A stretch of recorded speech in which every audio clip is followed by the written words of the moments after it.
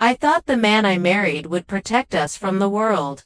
I never imagined I'd need to protect my son from him. The night my husband served us dinner was supposed to be a gesture of love, but by the time I tasted the mashed potatoes, I realized he wasn't feeding us a meal. He was feeding us our last moments.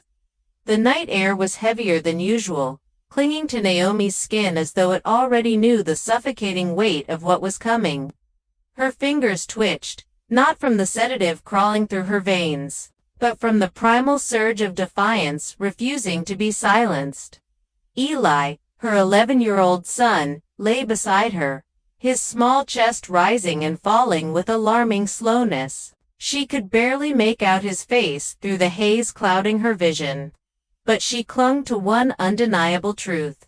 He was still breathing. Jared's footsteps were deliberate, each step a quiet rehearsal of the betrayal he had meticulously crafted. When his voice cut through the static of her blurred senses, Naomi's heart constricted. It's done. They'll both be gone soon.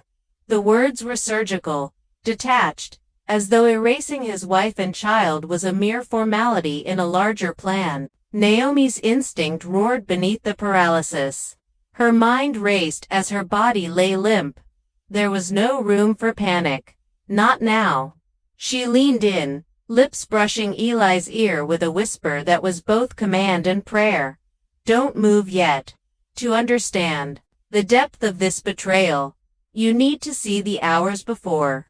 Back when life was still pretending to be normal, Naomi, 38, had traded her nursing scrubs for motherhood years ago, choosing diaper changes and bedtime stories over hospital shifts. Eli was her world, curious, observant, her little shadow who mirrored her every move. Their lives were simple, filled with routines that, until recently, felt safe. Jared had once been the man people envied. His charm was effortless, his attention intoxicating.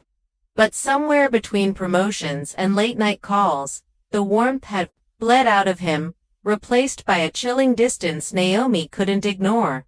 The locked phone, the unexplained absences, excuses that grew thinner with every lie. Still, she clung to hope, not for herself, but for Eli. So, when Jared announced he'd cooked dinner, a first in their 12-year marriage, Naomi wanted to believe it was a gesture of reconnection. She wanted to believe the man she married was still in there, buried beneath the weight of unspoken resentments. The meal was simple: steak, green beans, mashed potatoes. But as Naomi tasted the first bite, unease settled like a lead weight in her stomach. The potatoes were too smooth, the taste masked by an underlying bitterness. Jared's smile felt stretched, his gaze too focused, like a predator watching predator. Small voice cut through the tension. Mom, my tummy hurts. It was in that moment that Naomi knew. This wasn't a bad recipe.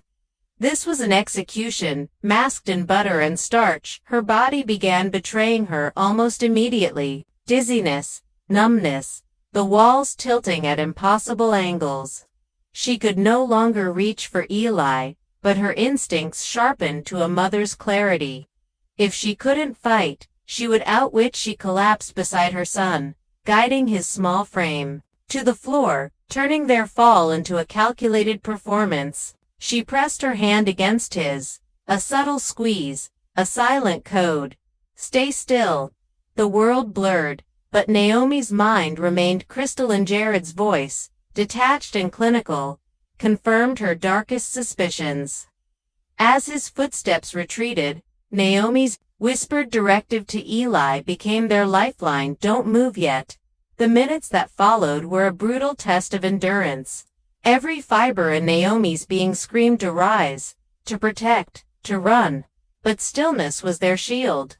When the front door clicked shut, Naomi's breath shuddered back into her lungs. She nudged Eli towards the bathroom. Every movement an act of defiance against the poison that had sought to claim them. Over the sink, she forced herself to purge the toxin, guiding Eli to do the same. Their survival was a grotesque ritual of retching and sobbing, but it worked. The fog began to lift, phones were dead. Landlines severed.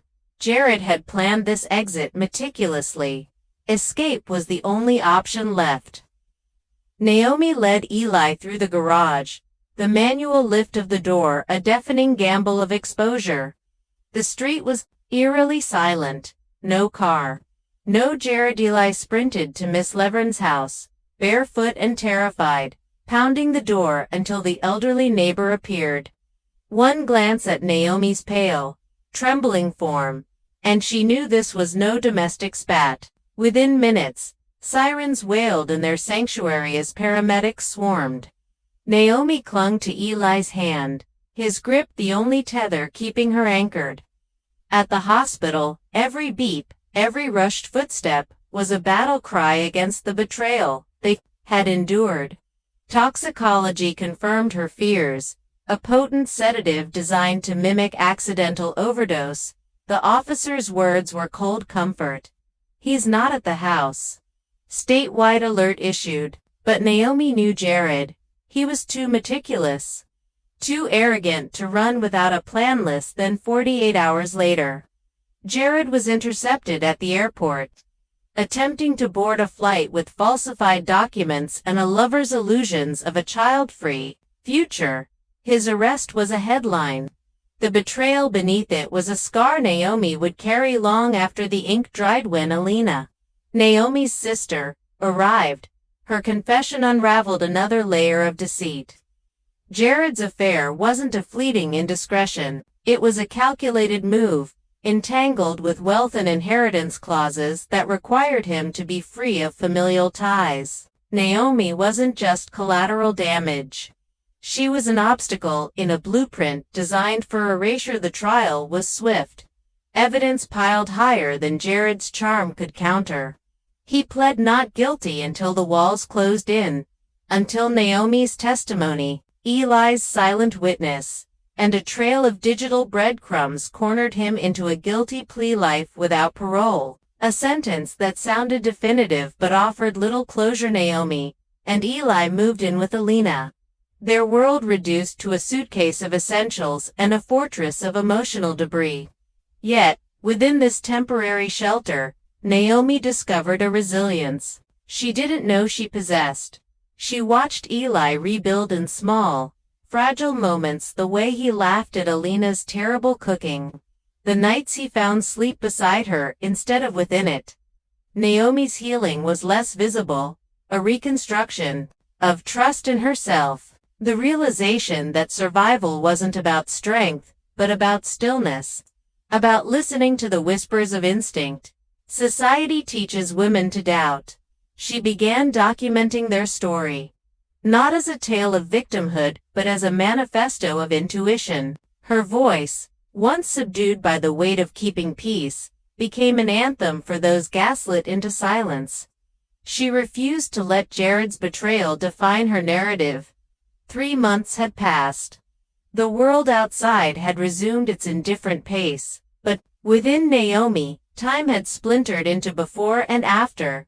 Each morning, sunlight through the kitchen window was a silent reminder of the night she almost lost everything. Eli, ever observant, had begun asking questions. Not about Jared directly, but about betrayal, trust, and the fragility of appearances. Naomi answered with honesty, filtering only the venom. Preserving the lessons. One evening, as Eli sat constructing a Lego fortress, he looked up with a seriousness that belied his age. "Mom, how did you know? That night, how did you know to stay still?" Naomi paused, setting down her coffee. "Because sometimes, the loudest alarm isn't a shout, it's a whisper, and your body always hears it first." The journey back to normalcy wasn't linear. Naomi faced moments of paralyzing fire, a shadow moving too quickly, a knock at the door. But with each passing day, the fear became a background hum rather than a deafening siren. When the opportunity arose, Naomi shared her story publicly. The video reached thousands, then millions. Messages poured in. Women, men, strangers who saw fragments of their silent struggles within her voice. The ripple effect was tangible. Jared's sentencing became a footnote. The real victory was reclaiming her agency, not just for herself, but for Eli. The anniversary of the night, everything fractured. Naomi and Eli visited a quiet beach.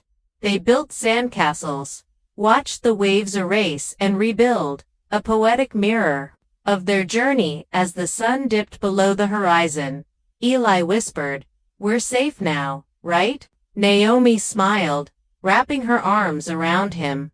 "We are, and we always will be, because now, we listen." The story wasn't about vengeance, it was about vigilance, about a mother who refused to be silenced, about a boy who learned that strength isn't in how loud you shout, but in how deeply you listen. And for Naomi, the silence that saved them became the anthem of their survival.